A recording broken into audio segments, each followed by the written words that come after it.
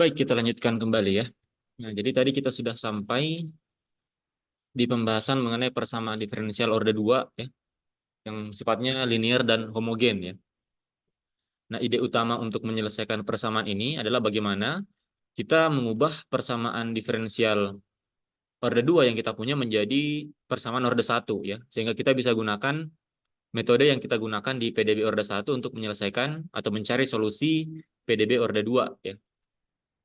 Nah, caranya adalah di sini kita bisa ubah persamaannya itu sehingga muncul persamaan kuadrat yang kemudian kita faktorisasikan persamaan kuadrat tersebut ya. Nah, setelah kita dapatkan bentuk persamaannya seperti ini, nah kita bisa pisahkan menjadi dua buah suku yang berbeda. Suku yang ini itu sama dengan Vx, dia menjadi persamaan diferensial orde 1 tersendiri.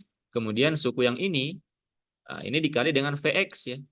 Ini menjadi persamaan diferensial orde 1 tersendiri. Sehingga dari satu buah PDB orde 2 itu menjadi dua buah PDB orde 1 ya.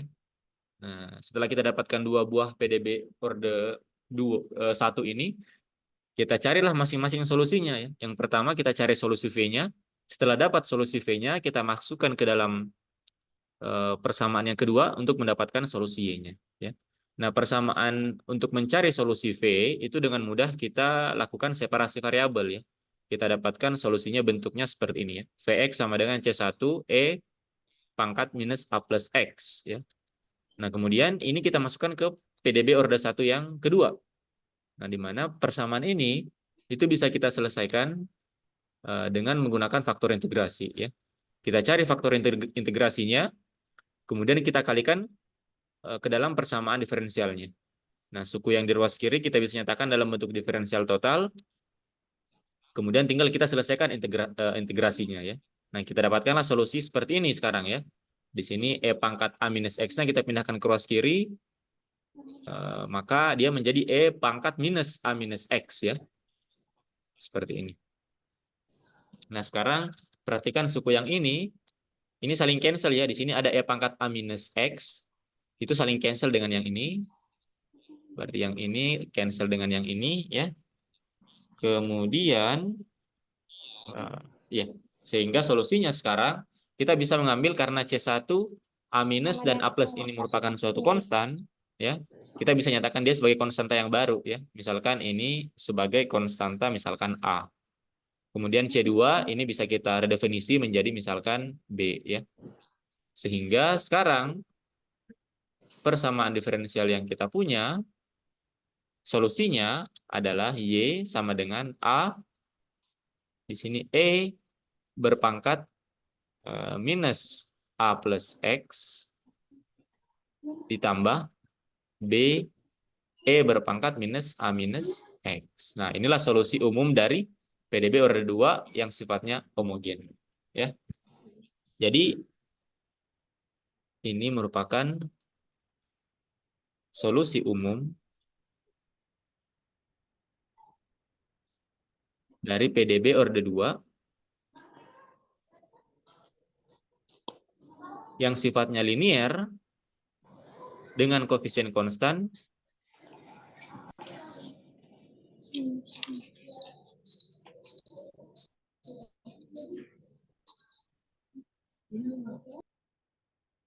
yang sifatnya homogen ya. Nah, jadi ini solusi umumnya. Jadi perhatikan, kita tinggal mencari akar-akar solusi dari persamaan kuadrat yang kita peroleh dari persamaan diferensialnya.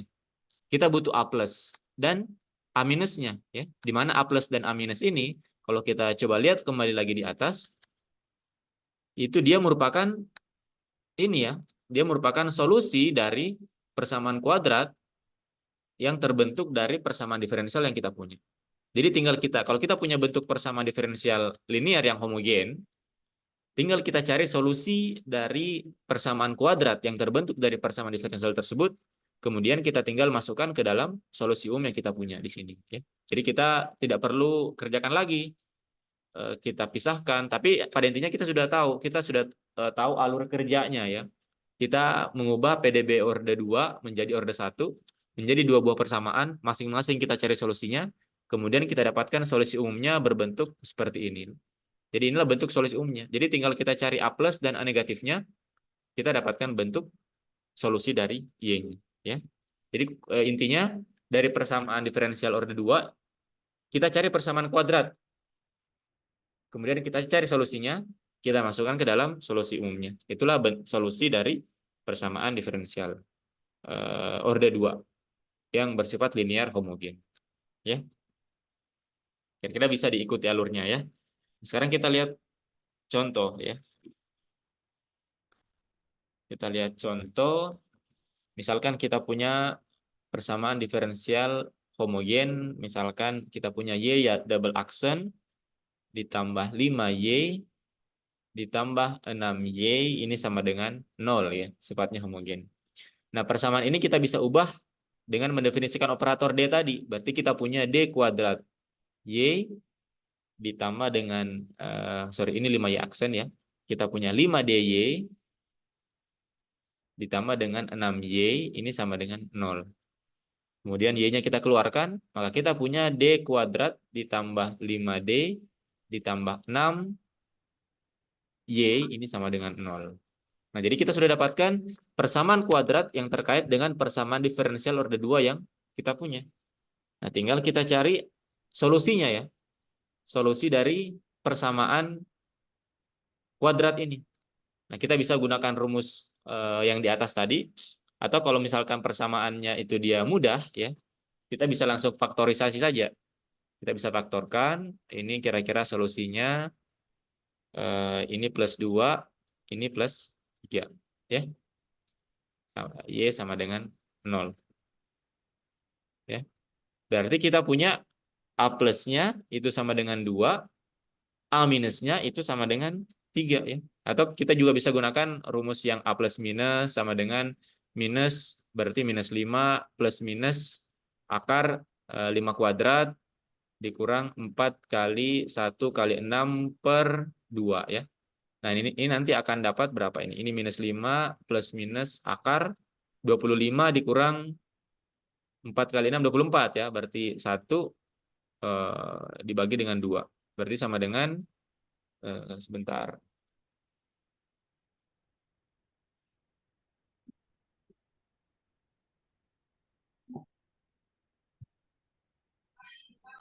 Minus B, ini sudah benar tidak ya?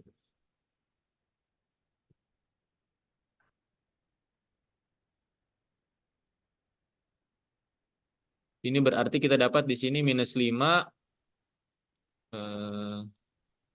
plus berapa? Plus 1 per 2. Ini untuk sebentar. Kita punya A positif berarti ini sama dengan minus 5 plus 1 per 2. Berarti sama dengan minus 2 ya. Kemudian A negatif itu sama dengan minus 5 kurang 1 per 2. Berarti ini minus 3. Sebentar.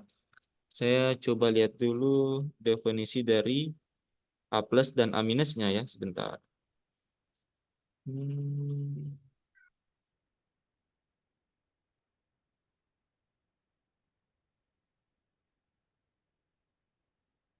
Sebentar, kita coba lihat di atas.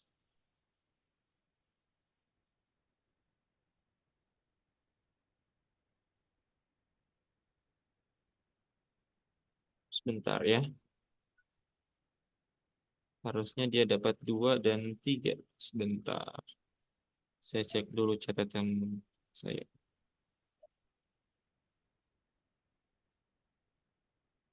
Hmm.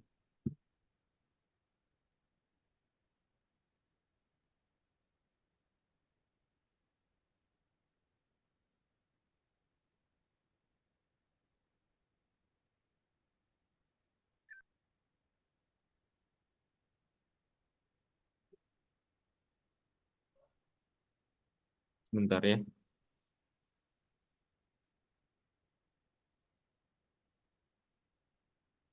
Sebentar, apakah di sini ada yang keliru?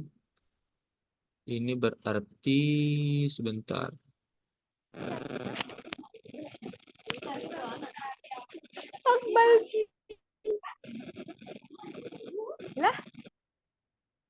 Ini solusinya adalah kalau kita faktorkan kan dia di sini. Ini sudah benar ya.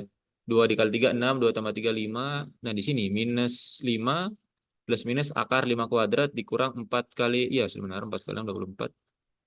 Oke, di mana kira-kira kesalahannya ya? Di mana kita punya kesalahan?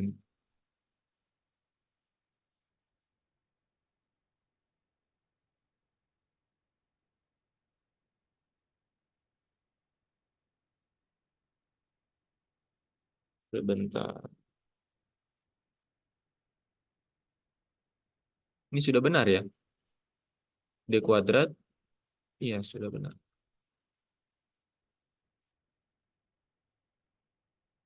Nah, ini kita coba cek lagi perhitungannya. Mungkin ada yang keliru di sini ya. Sebentar. Oh, sorry. Sini ya, harusnya berarti di sini, sorry. Di sini ada yang keliru ya. Di sini sudah betul A plusnya 2, A minusnya 3, tapi ini adalah solusi untuk D-nya ya. D-nya itu sudah betul minus 2, D-nya adalah minus 2 dan yang minus 3 ya. Sebentar. Sudah benar ya. Jadi ini kan sebenarnya dia mencari solusi dari D-nya ya. Solusi dari D-nya. Kemudian yang kita anggap A plus itu adalah suku yang ini ya. Sehingga di sini eh, benar. Berarti di sini A plusnya itu adalah minus 2 dan minus 3. Sudah benar ya, sorry. Nah, karena ini kan sebenarnya A plus negatif ini itu adalah solusi dari D-nya ya. Yang mana solusi memenuhi persamaan ini. Kalau misalkan di sini kita ganti menjadi minus 2, maka ini akan menjadi 0, berarti akan memenuhi. Yang di sini, kalau kita ganti A minusnya atau D-nya menjadi minus 3, maka kita masukkan ke sini, dia akan memenuhi ya. Berarti A plusnya itu adalah minus 2, dan A minusnya itu adalah minus 3 ya. Berarti mungkin kita keliru sedikit di definisi dari A plus dan A minus di sini ya, sebentar.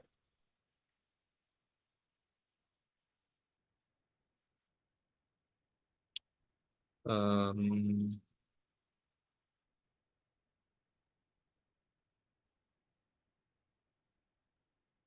Ya, saya kira sudah benar ya.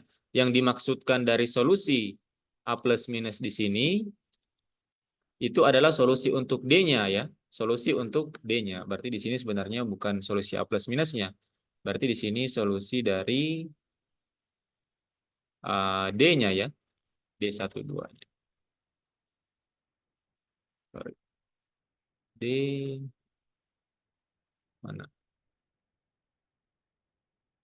D12-nya ya. Solusi untuk D-nya. D12-nya. Nah, itulah yang menjadi A plus dan A minusnya ya. Di sini harus hati-hati ya. Berarti kita punya di sini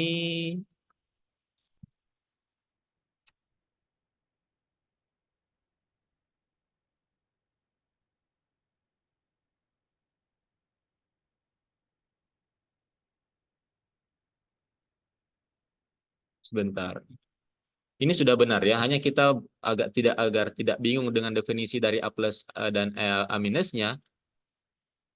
Di sini yang kita cari adalah solusi D-nya. Solusi D-nya itu kita definisikan di atas sebagai solusi dari A plus dan A negatif ya. Di sini kan D plus, A plus, D plus, A minus. Nah, sebenarnya yang ini itu bukan mencari solusi A plus minusnya, tapi solusi dari D-nya ya. Solusi dari D12. Nah, nantinya dari solusi D12 ini, kita bisa mendapatkan A plus dan A negatifnya setelah mendapatkan nilai dari D-nya ya. Kalau kita dapatkan di sini D1, D1 itu akan menjadi minus A plus, ya.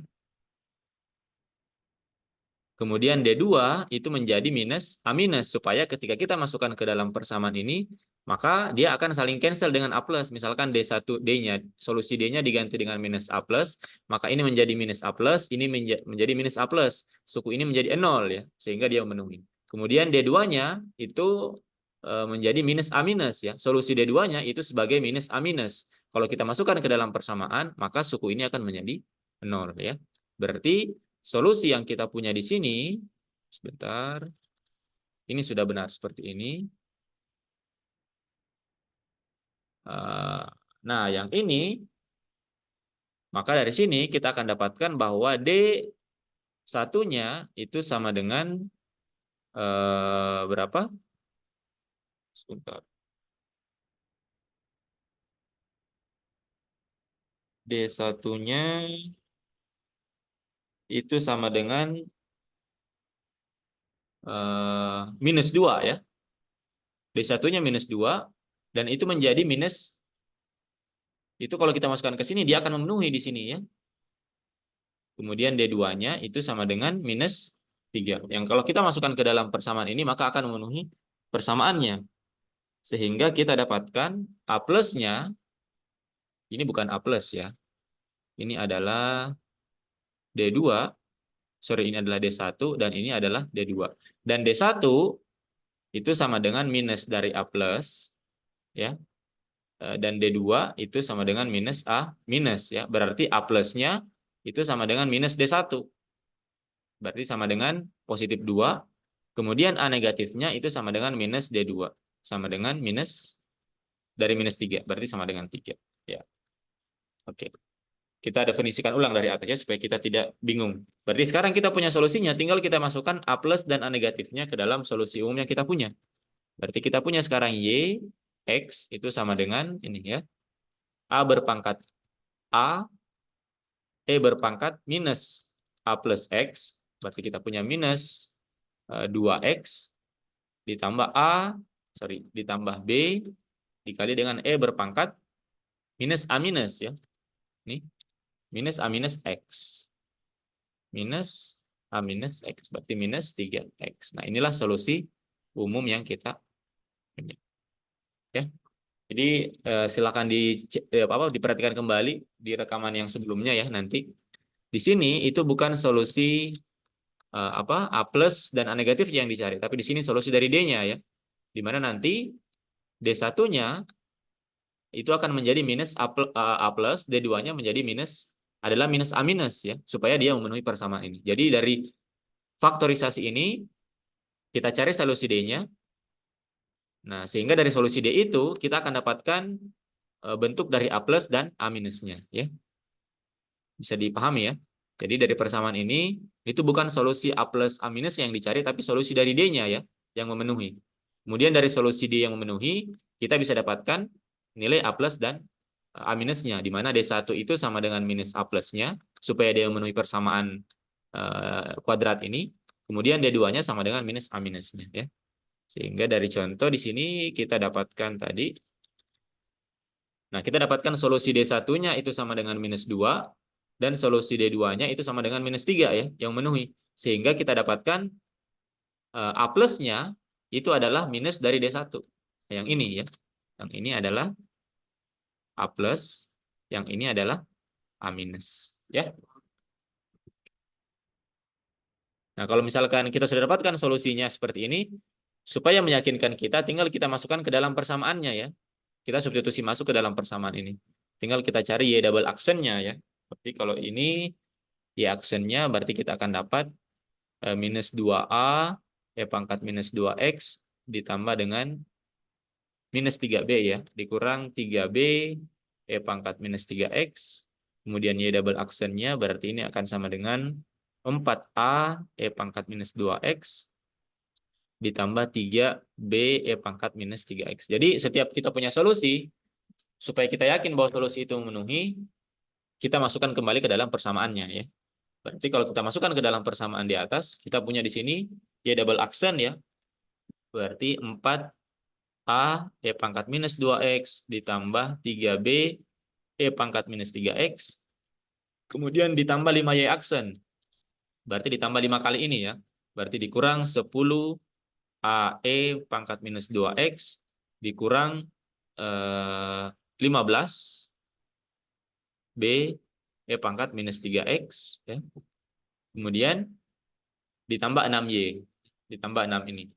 Berarti ditambah 6A E pangkat minus 2X ditambah 6B E pangkat minus 3X. Ini harus sama dengan 0. Tinggal kita operasikan ya. Kita ini 4 dikurang 10 ditambah 6, berarti ini saling cancel ya. Kemudian ini sebentar. Ini berarti, sorry, ini 9 ya. Karena, sebentar. Ya, double aksen. Ya, ini harusnya 9 di sini ya. Berarti di sini ada harusnya 9. Nah, 9 dikurang 15 ditambah 6 ini juga saling cancel. Berarti dia memenuhi. Berarti solusi yang kita punya itu memenuhi persamaan kita. Nah, kita ambil contoh yang kedua lagi ya. Contoh yang kedua. Contoh yang kedua, misalkan kita punya soal Y double aksen ditambah Y aksen dikurang 2Y sama dengan 0. Nah, kita ubah dia menjadi operator, kita definisikan operator, berarti kita punya D kuadrat Y ditambah DY dikurang 2Y sama dengan 0. Yang kita keluarkan, berarti kita punya D kuadrat ditambah D dikurang 2Y sama dengan 0.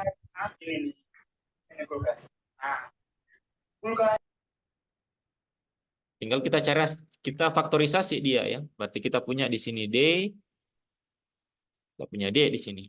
Berarti di sini minus 1, di sini D plus 2. Solusi D-nya tentunya 1 dan minus 2 ya. Nah, tetapi yang menjadi A plus dan A negatifnya adalah yang ini ya. Berarti A plusnya itu sama dengan minus 1, kemudian A minusnya itu sama dengan 2 ya. Dari persamaan ini ya. Solusinya adalah, solusi D-nya yang memenuhi adalah D-nya sama dengan 1 atau D-nya sama dengan minus 2. Tapi A plusnya itu adalah suku yang ini ya. Minus 1 dan 2. Sehingga ini tinggal kita masukkan ke dalam solusi persamaan kita. Maka Y, X yang kita punya, solusinya adalah sama dengan berpangkat minus A plus X. A plusnya adalah minus 1. Berarti minus ketemu minus, berarti positif ya. Positif 1X ditambah dengan B, berpangkat minus A minus X. Berarti minus 2X. Seperti ini ya. Nah, berarti kuncinya adalah bagaimana kita mendapatkan bentuk faktorisasi seperti ini ya. Nah, kalau misalkan persamaannya rumit, ya persamaan kuadratnya rumit, berarti kita cari dulu solusi D-nya ya. Solusi D yang memenuhi, berarti kita dapatkan nanti kita dapatkan D, sorry,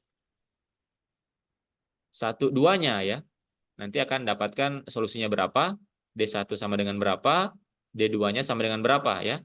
Nah, D1 itu tidak lain adalah minus A plus, dan D2 itu tidak lain adalah minus A minus. Artinya A plusnya itu sama dengan minus D1, A minusnya sama dengan minus D2. Ini yang harus diingat ya, hati-hati ya. Supaya kita tidak keliru seperti di atas tadi. Jadi, kalau kita bisa langsung faktorkan, dengan mudah kita dapatkan A plus dan A minusnya ya. Tapi kalau persamaannya rumit, tidak bisa kita faktorkan secara langsung, maka kita cari dulu solusi D-nya. Solusi D1 dan D2-nya ya.